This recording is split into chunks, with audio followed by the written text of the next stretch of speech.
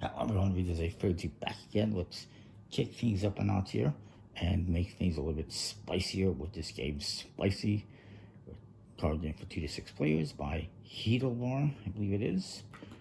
And, yeah, Heidelbear, how we pronounce that. And it is a little bit of a bluffing type game. Nice shiny foily box and nice shiny foily cards.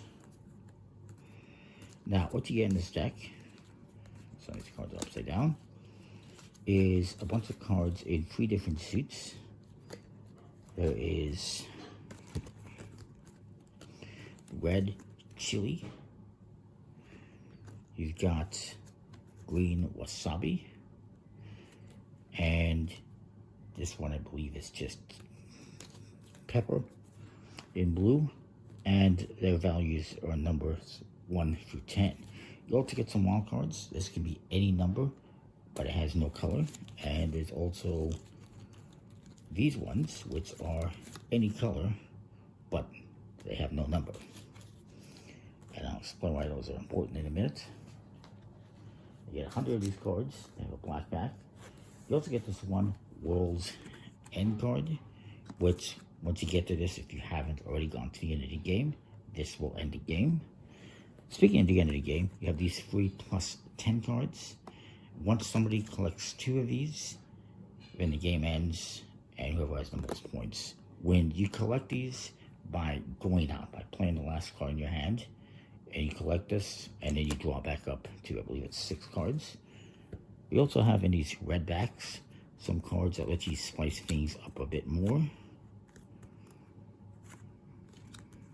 Like this one, you make 6s into 9s, and so forth.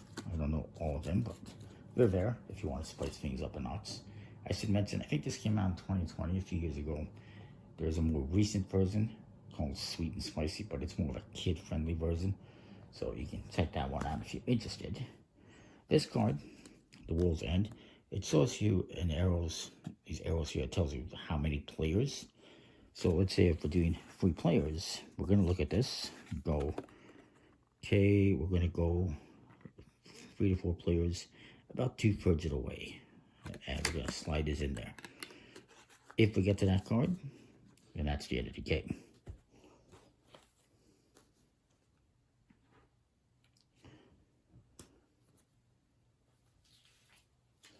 And there's 3 of each number, 1 to 10 in each suit. That's the, I said, yeah, it's chili, wasabi, and pepper. That's what they are. And there's also 5 each of the wild spice and the wild numbers.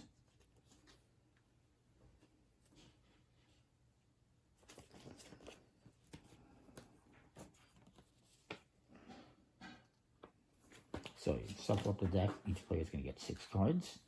Put these aside.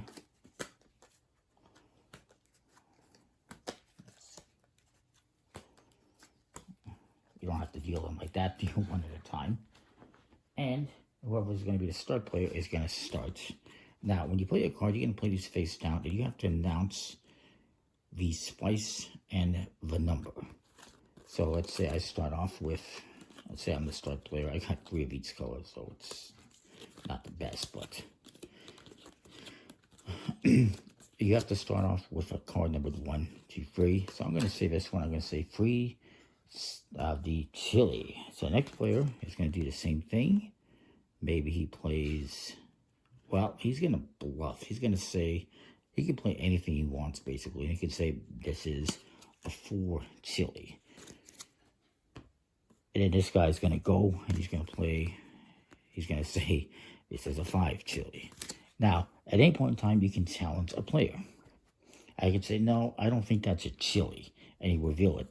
If it is the correct suit, you lose the challenge, they win, and they get to collect these cards for scoring. Later, each card's going to be worth a point.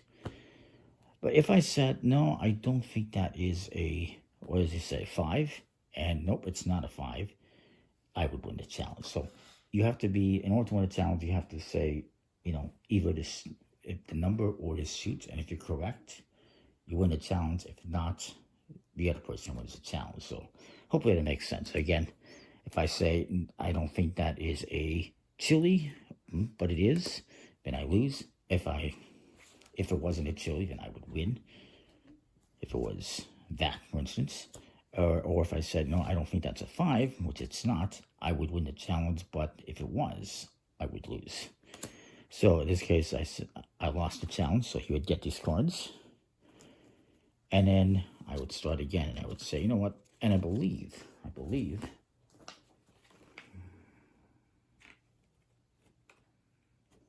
also, as the challenge loser, you have to draw 2 cards into your hand, and then you start with a new spicy stack. So now I could say, you know what, I'm going to say 3 pepper. And this guy's going to say 4 pepper. Now, when you play a wild card like that, again, if I challenge this and say that I don't think that's a 4, if it's this one, it says any number, so I lose the challenge. If it's this one, and I say I don't think it's a 4, well, it's the correct spice, because it could be any spice, but I was correct, it's not a 4, so the person who played it would lose, and vice versa. If I challenge this and say it's not the correct color, I'd be correct. If I chose this one, said it's not the correct color, I'd be wrong, because that can be any color. So this guy said, you know, whatever, 4 wasabi, let's say. This guy says 5 wasabi. And you keep going around the table. Maybe I say 9 wasabi. Or, sorry, pepper. I'm getting confused with pepper, not wasabi. So that guy technically lied. Well, I just made a mistake. And they keep going around the table like that. Once somebody plays out all the cards from their hand, they draw back up to 6. And they collect one of these rewards. If somebody gets 2 of these, they win the game. If not, you keep going around until you get to that World's End card. And then you're going to count these as 10. And every card you have that you've won from challenges will be worth 1. And whoever has the most points wins. And if you get to a point like where everyone has won a challenge or won one of these 10-point cards, and yeah, you're going to see who has the most points. Hopefully that makes sense. The cards are in interesting quality with the foil on the backs. Nice foil. Very plasticky coated finish. It's supposed to be an improvement on the older versions. I guess time will tell.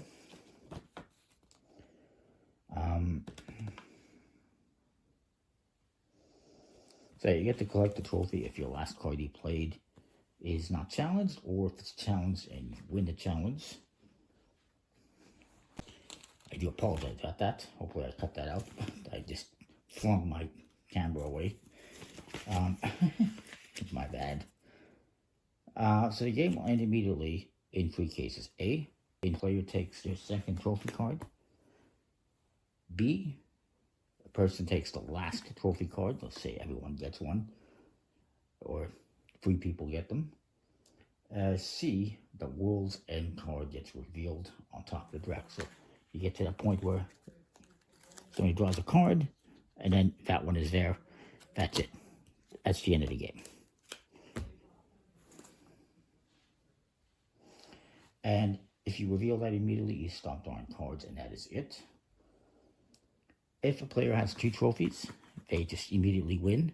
If a person does not have trophies, then you're going to add up your points. Each spice card is worth 1 point that you've collected. So these would be 5 points if I had this in my hand.